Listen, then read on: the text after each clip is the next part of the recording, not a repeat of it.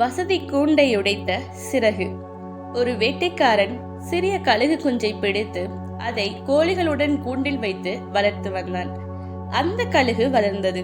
ஆனால் தினமும் கோழிகளைப் போல தரையை தட்டி கொண்டு புழுக்களை சாப்பிட்டும் ஒருபோதும் வானத்தை நோக்கி பறக்கவில்லை.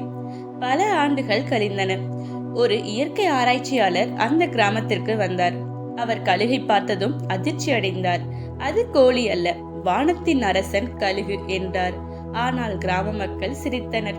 இல்லை, இது ஒரு கோழிகளோடு வளர்ந்திருக்கிறது, பறக்க தெரியாது, இப்போது இதற்கு பயனில்லை என்றார்கள். ஆனால் ஆராய்ச்சியாளர் கைவிடவில்லை. அடுத்த நாள் அவர் கழுகை மலை உச்சிக்கு கொண்டு சென்றார்.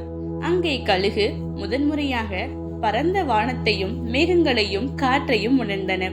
ஆராய்ச்சியாளர் மெதுவாக சொன்னார், நீ கோழி மாதிரி வாழ பிறக்கவில்லை, நீ வானத்தில் பறக்க பிறந்தவன் என்று சொன்னார்.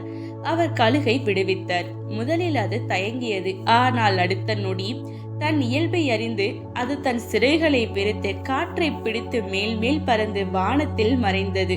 நம்மில் பலர் அந்த கழுகை போலவே கோழிகளோடு வாழ்கிறோம். நமக்கென திறமைகள், கனவு, சக்தி இருந்தும் வசதியான இடத்தில் பழகி போய் அதை வெடிகொளர மறுக்கிறோம்.